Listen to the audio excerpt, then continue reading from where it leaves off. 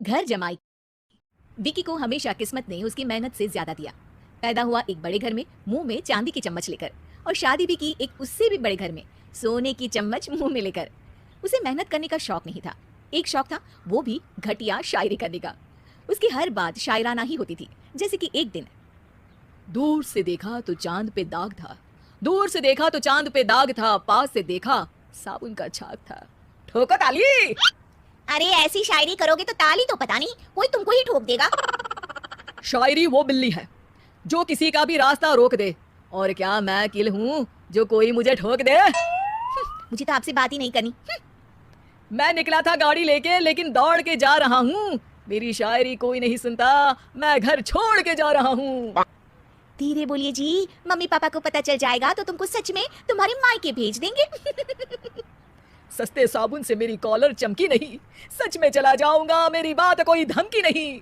अगर शायरी ही सुनानी है तो सुनाओ, लेकिन कोई काम धंधा भी तो करो। मेरे पिताजी के पास बहुत पैसा है तो घर जमाई बन के खा रहे हो, और कल जा रहे हो ना अपने मायके तो आज ही चले जाओ मेरी बला से।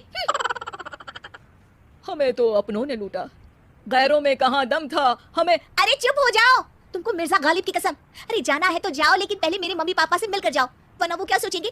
लेकिन विकी अकेले ही अपनी कार लेकर अपने मायके यानी कि अपने खुद के घर पहुंच जाता है। अरे बेटा, तू अचानक, बहू कैसी है? अरे माँ, बहू तो बिल्कुल बदल गई है, मुर्गी हाथ से निकल गई है।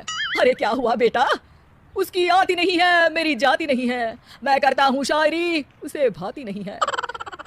मेरे पास उसका फोन आया था बेटा, सही कह रही है वो, तुमको काम करना चाहिए तभी तो इज्जत मिलेगी। घर जमाई बनके सास ससुर के पैसों पर कब तक ऐश उड़ाते रहोगे? मेरी जिंदगी में हर तरफ से उंगली हो रही है, फोन पर मेरी चुगली हो रही है। अरे चुगली नहीं कर रही थी बहू, वो तेरा भला चाहती है बेटा। सूखे हुए कपड़े को भी गीला कह रहे हैं लोग, चुगली करने को मेरा भला कह रहे हैं लोग। ठोको ताली। ये सुन के माँ अपने हाथ से अपना सर पीट लेती है। अरे माँ, ताली की जगह माथा क्यों ठोक रही हो?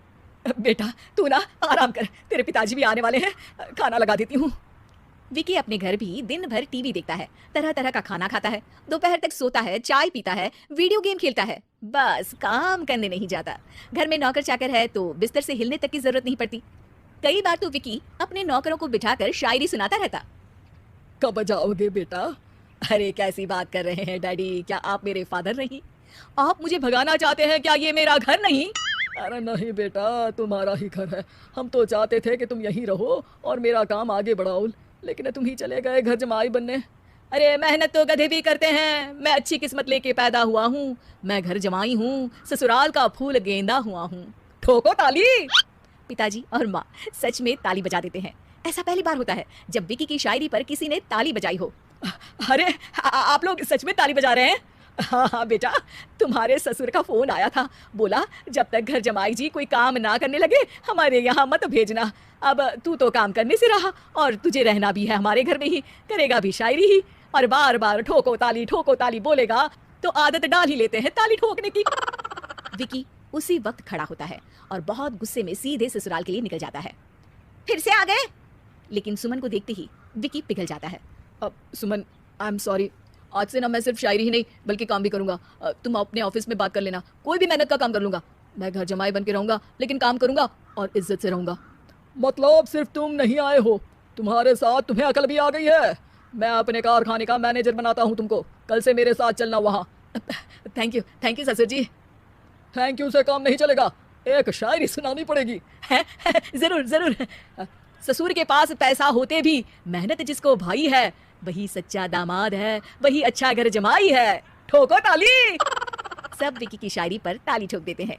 शिक्षा, जब किस्मत आपको बहुत सारा दे दे तो उसकी कद्र करनी चाहिए और मेहनत करना कभी नहीं भूलना चाहिए।